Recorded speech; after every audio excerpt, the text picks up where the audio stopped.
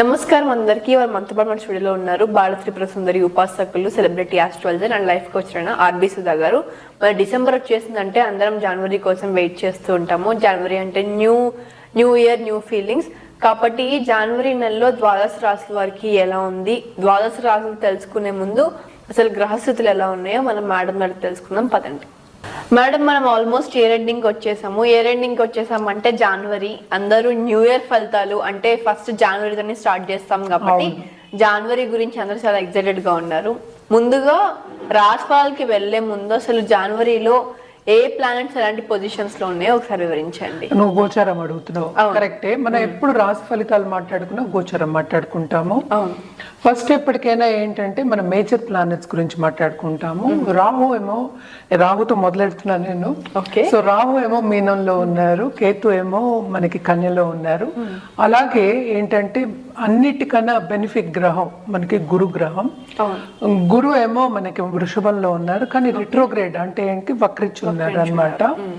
అలాగే ఏంటంటే శని మనకి కుంభంలో ఉన్నారు, కానీ మంచిది ఏంటంటే ఆయన డైరెక్ట్ గా వచ్చేస్తారు, అంటే డైరెక్ట్ మోషన్ లో ఉన్నారనమాట. అలాగే మనం చూసాము అంటే నెక్స్ట్ శుక్రుడిని చూసుకోవాలి. శుక్రుడేమో మనకి శనితో పాటు కుంభంలోనే ఉన్నారు. Towards end of this month January 2025 కి ఆయన మీనానికి వెళ్తున్నారు అనమాట.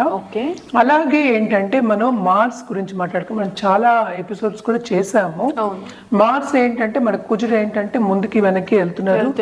అది జూన్ వరకు అలాగా స్తంభించిపోయి ఉన్నారు అనమాట. కొంచెం ప్రస్తుతం స్తంభన అంటే ఏంటంటే నీచ స్థితిలో మనకి కర్కాటకంలో ఉన్నారు. అలాగే ఏంటంటే రిట్రోగ్రేడ్ లో ఉన్నారు అనమాట. అదే ఈ మంత్ ఎండ్ కి 21st Jan కి ఆయన మిథునానికి వెళ్తున్నారు అనమాట. అలాగే ఇంకో గ్రహం మనం చూసుకోవాల్సింది ఎప్పటికైనా మనం మాట్లాడుకుంటాం కమర్షియల్ గ్రహం. అలాగే బుద్ధికి ఇంటలెక్ట్ కి కూడా ఆయన్నే మనం చూస్తూ ఉంటాం జాతకంలో. బుధ గ్రహం మనకి 4th Januaryకి ఇప్పుడు ప్రస్తుతం అయితే వృచ్చికంలో ఉన్నారు. 4th Januaryకి ఏంటంటే ధనుస్కి వెళ్తున్నారు అనమాట. అలాగే towards end of this month ఆయన మకరానికి కూడా వెళ్తున్నారు అనమాట. సో నెక్స్ట్ మనకి మోస్ట్ ఇంపార్టెంట్ మేజర్ ఎప్పుడు మనం మాట్లాడుకుంటాం సూర్యగ్రహం. చంద్రుడు అందరికీ తెలుసు 2 రోజులకు ఒకసారి మారుతూనే ఉంటారు. సూర్యగ్రహం మనకి తెలుసు ఆయనకి సంక్రమణ జరగబోతోంది. అంటే ఏంటి, జనవరి 14th. దాన్నే ఏంటంటాం మనం, ఎక్కడి నుంచి ధనుస్ నుంచి మకరానికి వెళ్తున్నారు ఆయన. సో దాన్ని మకర సంక్రాంతి కింద మనం చేసుకుంటూ ఉంటాము. అందరికీ తెలుసు జనవరిలో సంక్రాంతి వస్తుందని తెలుసు. అది ఎప్పుడు జరుగుతోంది, 14th Januaryకి జరుగుతోంది అనమాట. సో ఇవన్నిటిని పట్టే మనం ఈ గ్రహ స్థితిని పట్టే ఈ నెల జనవరి 2025కి మనం అన్ని రాశి ఫలితాలు మాట్లాడుకోవాలన్నమాట. ఏంటంటే ఎప్పటికీ మనం చెప్పేది ఏంటంటే కొన్ని రాసుల వారికి చాలా బాగుంటుంది, కొన్ని రాసుల వారికి మిశ్రమ ఫలితాలు ఉంటాయి. ఏదైనా సరే వ్యక్తిగత జాతకం మీద ఆధారపడి ఉంటుంది. మనం జనరల్ గా మాట్లాడుకుంటున్నాం అంటే రాశి ఫలితాలు అంటే ఏంటంటే ఎక్కడ చంద్రుడు ఉన్నాడో దాన్ని రాశి అంటాం అనమాట. సో వాళ్ళ జాతక రీత్యా మిగతా ప్లానెట్స్ చూసుకున్న తర్వాత మనం ఒక రెమిడియల్ మెషర్స్ కానీ లేకపోతే ఒక జాతిరత్నం కానీ లేకపోతే ఏంటంటే వాళ్ళు పర్టికులర్గా ఏ గ్రహం చేసుకుంటే వాళ్ళకి ఉన్నత స్థాయికి వస్తారు అనేది చెప్పడం అనేది జరుగుతుంది. కానీ ఇక్కడ ఏంటంటే మనం ఉత్తి రాశి ఫలితాలే మాట్లాడుకోగలం, ఎందుకంటే అవే జనరల్. అందరి జాతకాలు తీసి మనం పరిశీలించుకోలేము కనుక రాశి ఫలితాలు మాట్లాడుకుంటున్నాం అన్నమాట. సో జనవరిలో ఏంటంటే కొన్ని రాశుల వారికి చాలా బ్రహ్మాండంగా ఉంటుంది. ఎస్పెషల్లీ వృశ్చిక రాశి వాళ్ళకి చాలా బాగుంటుంది. అది కూడా ఎప్పుడు బాగుంటుంది అని మాట్లాడుకుందాము. అలాగే పరిహారం చేయాలి అంటే కనుక తప్పక ఈ నెలంతా మనం సన్ గాడ్ అంటే ఏంటంటే సూర్యభావానికి చేసుకోవడం చాలా మంచిదన్నమాట. పొంగల్ కానీ లేకపోతే సంక్రాంతి కానీ ఇవన్నీ కూడా సంక్రమణం జరుగుతోంది కనుక తప్పక మనకి హెల్త్ బాగుండాలి. అలాగే ఏంటంటే ఉన్నత వ్యక్తులతో పరిచయం ఏర్పడాలి. అలాగే బాగా డబ్బు సంపాదించాలి, అంటే సంపద రావాలి, మనం ఆకర్షించుకోవాలి అన్నప్పుడు ఈ నెల మొత్తం అంతా ఆదిత్య హృదయం చదువుకోవడం, అలాగే సూర్యుడికి అర్ఘ్యం ఇవ్వడం చాలా మంచిదన్నమాట. ఇవన్నీ చేసుకుంటూను ఒక్కొక్క రాసుల వారికిను పరిహారాలు మళ్ళీ వినిగా మాట్లాడుకుందాం. మేడం ఇప్పుడు కొత్త సంవత్సరం జనవరిలో మకర రాశి వారికి ఎలా ఉండబోతుందో ఒకసారి వివరించండి. తప్పక మకర రాశి వాళ్ళకి కూడా ఏంటంటే బాగుంటుంది. ఓకే. సో నేను ఎప్పుడు బాగుంటుంది రాశి వాళ్ళకి అంటే అందరూ అడుగుతుంటే ఏల్నట్స్ అని ఉంటుంది అని.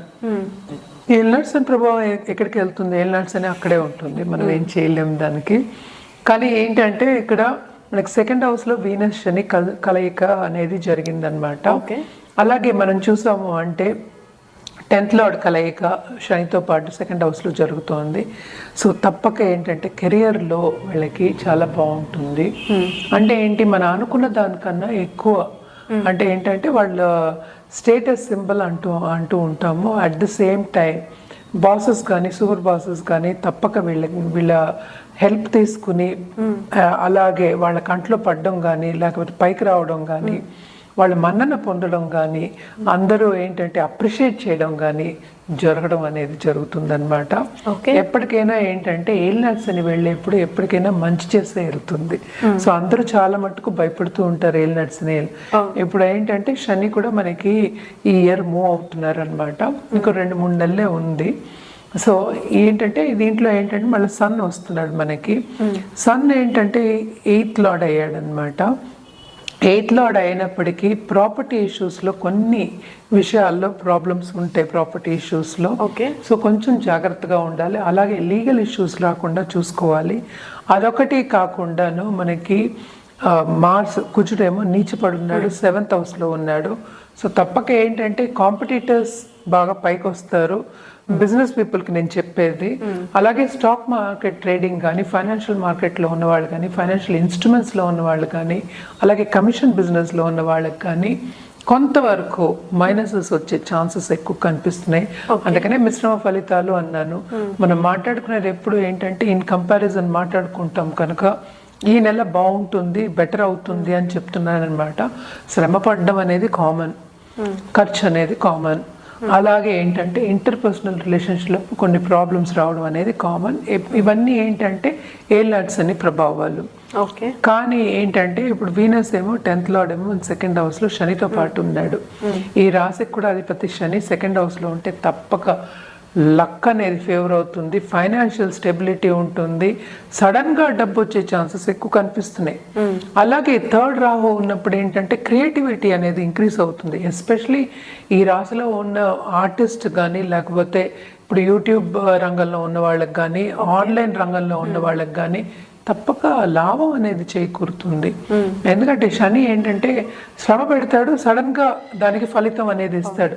సో శ్రమకి తగిన ఫలితం అనేది కొంతవరకు వీళ్ళు చూస్తారు ఈ నెల అని చెప్పడం జరుగుతుంది అనమాట. అలాగే మనం చూసాము అంటే మెర్కురీ అంటే బుధుడేమో 12వ ఇంటికి వస్తున్నాడు అనమాట. సో ఖర్చు కూడా కొంచెం అధికమే ఉంటుంది. కానీ కూడా ఏంటంటే వాళ్ళకి చేతిలో ఉంటేనే కదా ఖర్చు పెట్టగలరు. వీళ్ళకి జాగ్రత్త ఏం చెప్తున్నావు అంటే ఎవరికి లోన్స్ అనేది ఇవ్వద్దు, తొందరగా రాదు. ఈ నెల లోన్స్ ఇస్తే మళ్ళీ తిరిగి వస్తుంది అనేది ఆశ పెట్టుకోకూడదు అనమాట. అదొక్కటి కొంచెం జాగ్రత్తగా చూసుకోండి. అలాగే మనం చూసామంటే హెల్త్ విషయానికి వస్తే కనుక హెల్త్ వీళ్ళకి కుదుట పడుతుంది, బాగుంటుంది. ఈ నెల అంతాను ఎంజాయ్ చేస్తారు. అలాగే తప్పక ఏంటంటే వీళ్ళు ధార్మిక కార్యక్రమాల్లో పాల్గొంటారు. రిలీజియస్ కార్యక్రమం కానీ పూజలు పునస్కారాల్లో కానీ ఇంట్లో కూడా ఏంటంటే శుభకార్యాలు జరిగే సూచనలు బాగా కనిపిస్తున్నాయి. అలాగే ఏంటంటే సన్ కూడా ఉన్నాడు కనుక ఈగో క్లాషెస్ రాకుండా, అందుకని ఇంటర్పర్సనల్ రిలేషన్షిప్ చెప్పాను. ఈగో క్లాషెస్ రాకుండా ఎస్పెషలీ దాంపత్య జీవితంలో కొంచెం జాగ్రత్త పడడం అనేది మంచిది. ఎందుకంటే ఆర్గ్యుమెంట్స్ వచ్చే ఛాన్సెస్ ఎక్కువ కనిపిస్తున్నాయి. అందుకోసం కొంచెం ఈ నెల జాగ్రత్త పడడం ఈ విషయాల్లో. అలాగే లవ్ రిలేషన్షిప్లో ఉన్న వాళ్ళకి కూడా కొంతవరకు మిస్అండర్స్టాండింగ్ వచ్చే ఛాన్సెస్ ఎక్కువ కనిపిస్తున్నాయి అన్నమాట. వీళ్ళు తప్పక పరిహారాలు చేయవలసిందే. వీళ్ళు పరిహారాలు చేయాలి అంటే కనుక శనివారం నవగ్రహాల చుట్టూ ప్రదక్షిణ చేయడం మినిమం 54 times. మనం జనరల్గా ఏంటి 108 times చెప్తాము. సో 54 times అయినా మినిమం చేయాలి. అలాగే ఏంటంటే శని జపం చేయడం కానీ అలాగే స్తోత్రం చేయడం కానీ చాలా మంచిది. అలాగే ఏంటంటే శనికి ఎప్పటికైనా సర్వీస్ అంటే చాలా ఇష్టం. సో తప్పక వృద్ధాశ్రమంకి వెళ్ళి కొంచెం సర్వీస్ చేయడం కానీ, లేకపోతే ఏంటంటే అన్నదానం చేయడం కూడా మంచిదే. మన చేత్తో ఏదైనా వస్తువు, సపోజ్ బ్లాంకెట్ అయినా ఇవ్వచ్చు, ఇప్పుడు చలికాలమే కదా, సో బ్లాంకెట్స్ కూడా ఇవ్వచ్చు అనమాట. స్వెటర్స్ కానీ బ్లాంకెట్ ఇలాంటివన్నీ ఇవ్వచ్చు. అండ్ ఆల్సో శనికి పులుపు అంటే చాలా ఇష్టము. ఎప్పటికైనా పుల్ల వస్తువులు, నిమ్మకాయ రైస్ కానీ లేకపోతే పులిహార కానీ మనకున్నవి అవన్నీ ఒకరికి దానం చేయడం అనేది చాలా మంచిదన్నమాట. తప్పక ఇవన్నీ చేసుకుంటే ఇంకా బాగుంటుంది. పాజిటివ్ బ్యాంక్ బ్యాలెన్స్ ఎక్కువ అవుతుంది వీళ్ళకి. ఎలాగో ఏలినాట్స్ అనేది వెళ్ళిపోతుంది కనుక ఇంకా బాగుంటుంది. కెరియర్లో విస్తరింపు ఉంటుంది. అలాగే ఫైనాన్షియల్ స్టేటస్ అనేది ఇంప్రూవ్ అవుతుంది అనమాట. సన్ కూడానే ఉన్నాడు కనుక తప్పక గవర్నమెంట్తో కనెక్షన్ అనేది వస్తుంది వీళ్ళకి, especially second half of this month. And also ఏంటంటే ఉన్నత వ్యక్తుల సత్సంబంధాలు అంటాం, సంబంధాలు ఏర్పడతాయి. అలాగే ఫ్రెండ్స్ కూడా వస్తారు, అంటే కొత్త ఫ్రెండ్స్, కొత్త కలయికలు, వాళ్ళు కొత్త వ్యక్తులతో కలయిక, ఇవన్నీ జరుగుతాయి అన్నమాట. అది దాన్ని ముందు పాజిటివ్ దిశగా తీసుకెళ్తూ ఉంటాయి. సో తప్పక ఈ పరిహారాలని చేస్తూను ఈ నెల అంతా వీళ్ళకి బాగుండాలని కోరుకుందాం.